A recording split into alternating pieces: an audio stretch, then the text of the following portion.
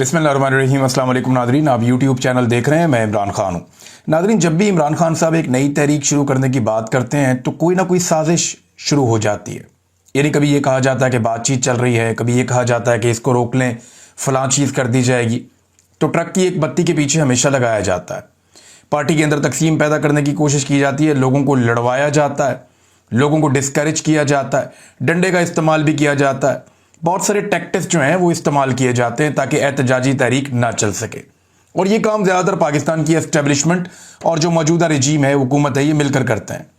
Establishment किसी भी सूरत में इमरान खान साहब के वजूद को अब बर्दाश्त नहीं कर सकती। ये बात बिल्कुल सादी है।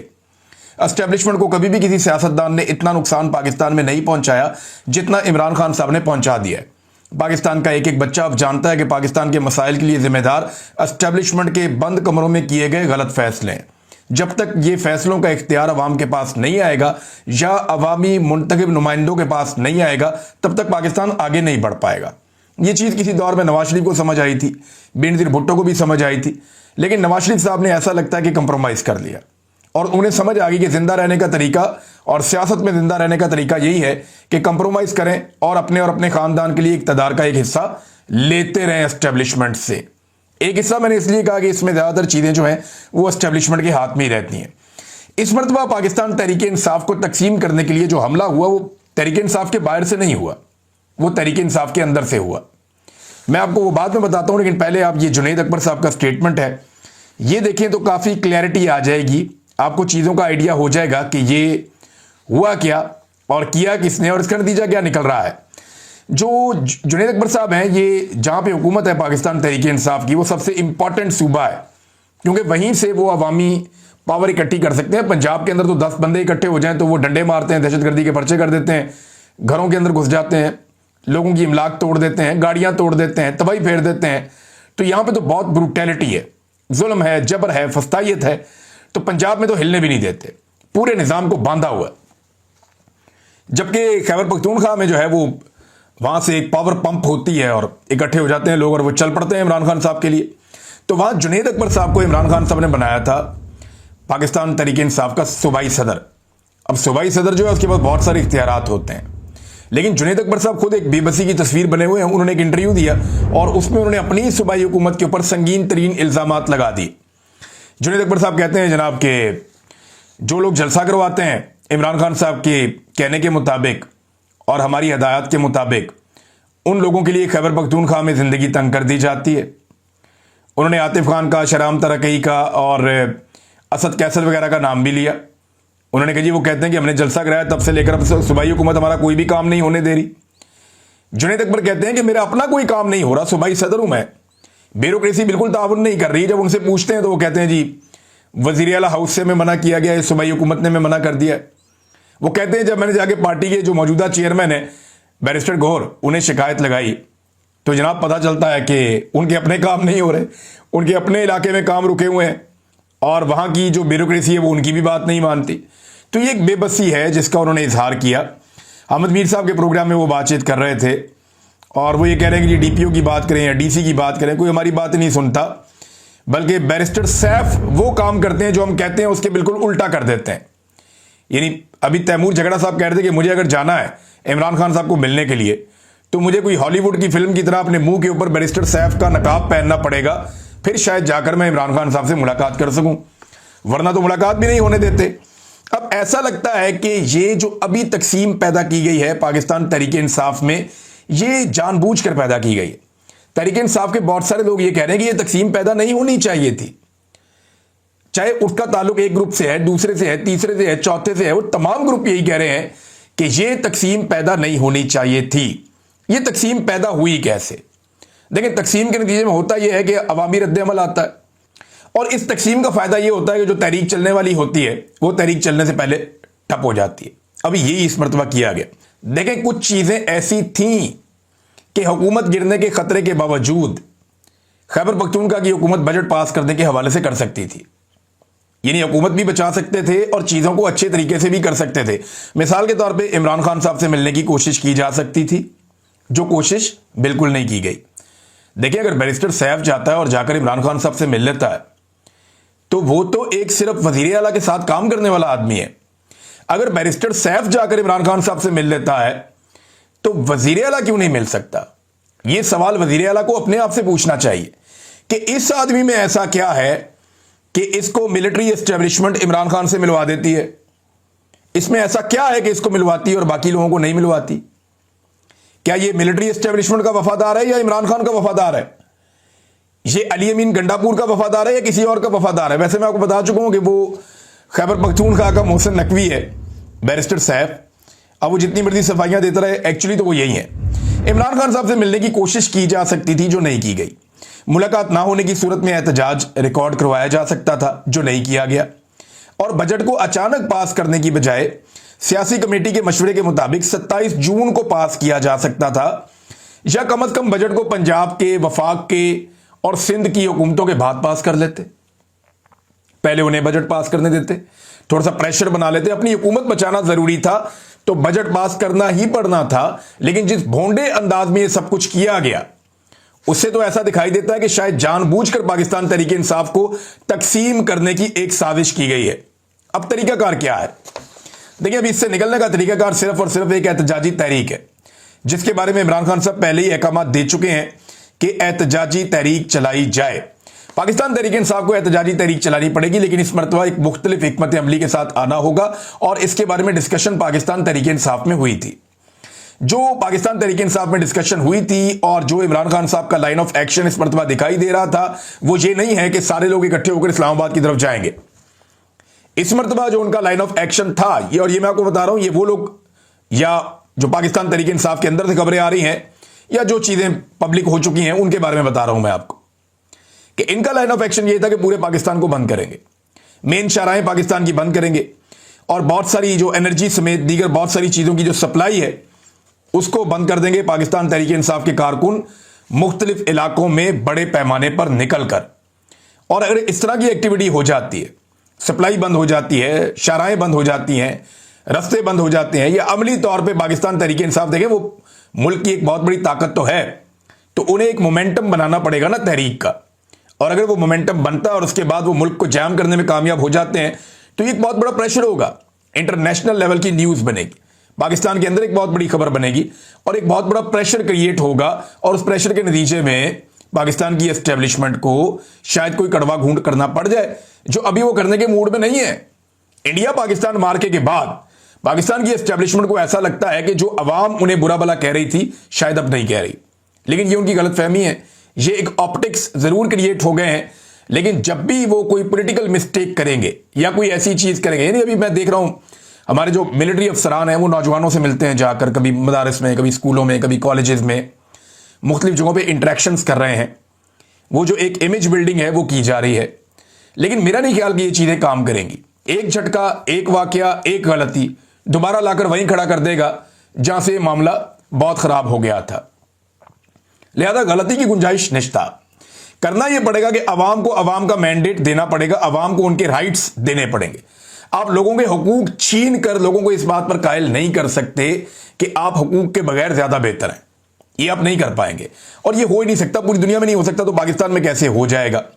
अब गंडापुर साहब आने वाले एहतजाज के हवाले से एक बड़ी जज्बाती तकरीर पहले ही कर चुके हैं, जिसके बाद आतिशबाजी भी की गई थी। तो उन्होंने कहा था गंडापुर साहब ने कि एक के बजाय 2 गोलियां मारेंगे, इसकी जरूरत नहीं है। उन्होंने कहा था कि अडियाला जेल जाएंगे, इसकी भी जरूरत नहीं है, क्योंकि ये एहतजाज इमरान खान साहब ने डिफरेंट तरीके से मुबैना तौर पे अब तक जो चीजें बाहर आई डिजाइन किया है, और वो ये है कि पूरा मुल्क बंद करना।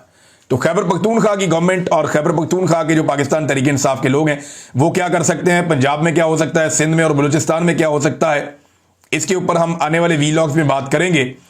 लेकिन फस्तायत रुक नहीं रही। चौधरी इम्तियाज साहब हैं MNA, इनको पहले आपको पता होगा जबरी तौर पे लापता भी किया गया, गिरफ्तार भी किया गया, इनके ऊपर मुकदमात भी बनाए गए, इनके घरों पर छापे भी मारे गए, इनकी फसलें भी जलाई गई, इनके जानवरों का भी नुकसान किया गया, तो इनकी जो फार्म है उनका बहुत नुकसान किया गया, बड़ा बहुत ज्यादा। इस खानदान की मुसीबतें कमी नहीं हो रही, इनकी खवातीन के ऊपर भी टॉर्चर किया गया। तो चौधरी इम्तियाज के भाई चौधरी एजाज जो साबिक MNA हैं, उनको उनके घर इस्लामाबाद से अगवा कर लिया गया है। पुलिस वाले आए थे, वीगो डालों के अंदर जो है वो सादा कपड़ों में लोग आए थे और इन्होंने आकर उन्हें वीगो डालों में डाला और डालकर लेकर चले गए। अब तक की जो इतला है उसके मुताबिक तो इनको अगवा किया गया है। देखना यह है कि इन्हें किसी अदालत में पेश किया जाता है या नहीं पेश किया जाता। लेकिन ये जुल्म और फस्तायत जो पाकिस्तान में चल रही है वो तो चल ही रही है, उसका सिलसिला रुक ही नहीं रहा। अब नाज़रीन आ जाए, पाकिस्तान तहरीक इंसाफ क्या इस माहौल में एक तहरीक चला सकती है? तो सादा बात यह है कि उसके लिए इस तकसीम के माहौल के अंदर तो तहरीक नहीं चलती। तहरीक चलाने के लिए लोगों को इकट्ठा होना पड़ेगा, मुशावरत करनी पड़ेगी, अपने अपने हलकों में मोमेंटम बनाना पड़ेगा, गली मोहल्लों में जाकर काम करना पड़ेगा, शहरों में जाकर, कस्बों में जाकर काम करना पड़ेगा, और फिर एक पूरी सोशल मीडिया के ऊपर कंपेन तैयार करके उसको चलाना होगा।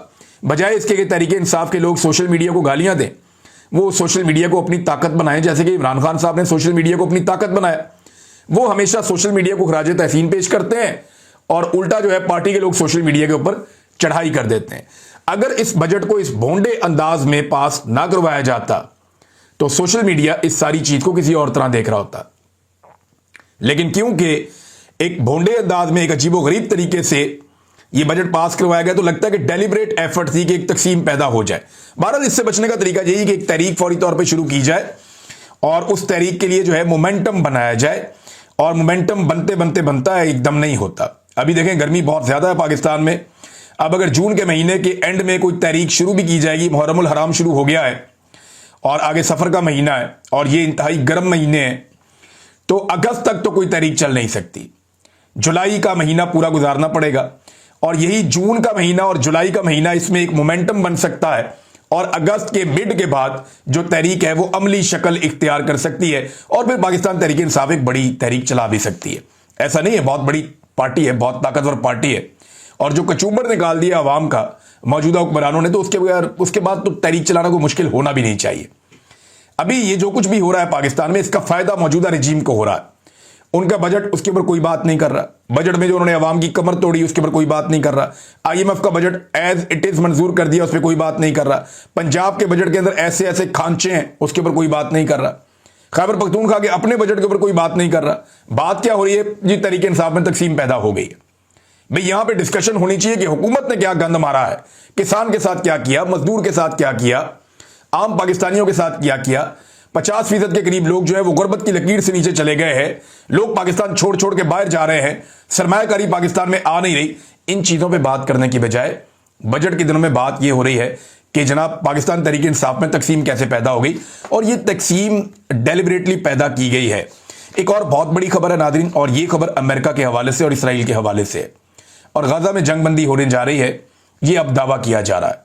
लेकिन सबसे पहले आप ये देख लें कि एक खबर आई है, वो ये बताती है कि इसराइल का ये जो लड़ाई हुई है ईरान के साथ 12 दिन की, इन 12 दिनों में जो नुकसान हुआ है वो 20 अरब अमेरिकी डॉलर्स का नुकसान हुआ है। बहुत बड़ी अमाउंट है।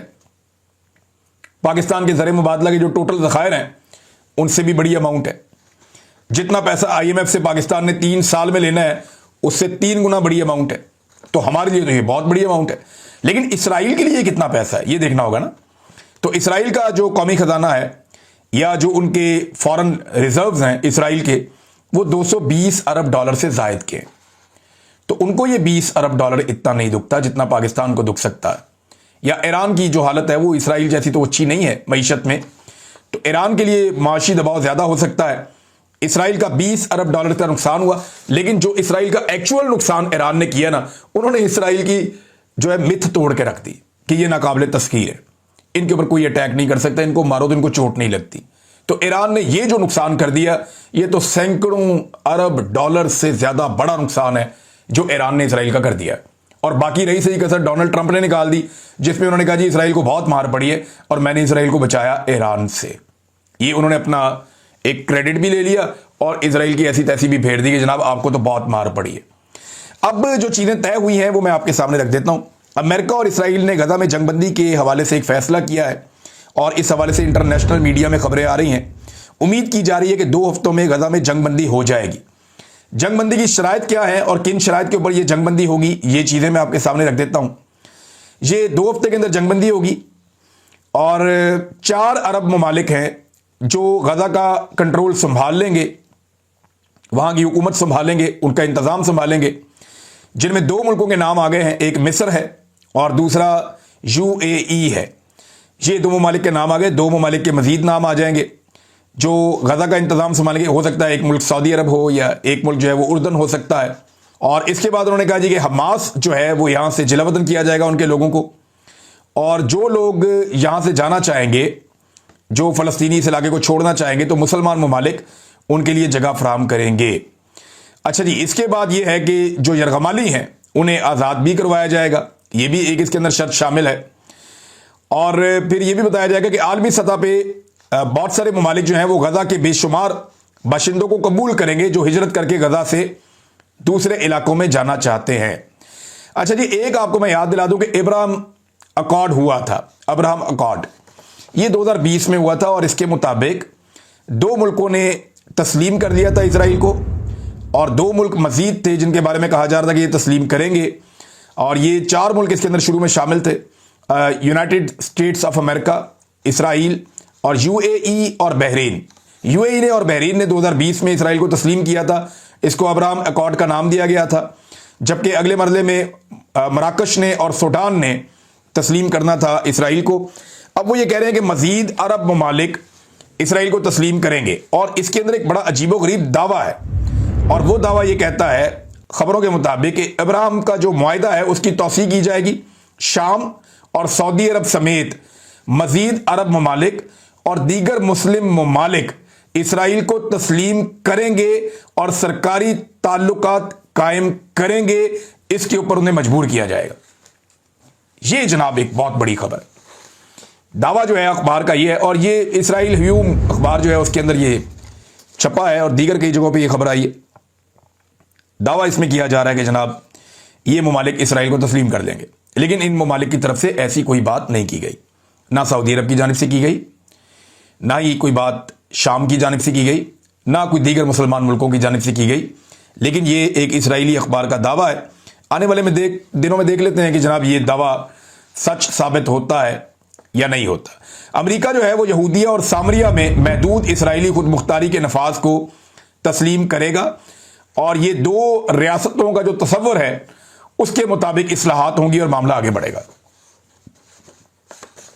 यह है जनाब वो पूरा प्लान जो इसराइल के अंदर लाया जा रहा है। ये 5 नुकात हैं और मुबैना तौर पे, और इस पे जो डिस्कशन हुई है वो अमेरिका और इसराइल के बीच में हुई है।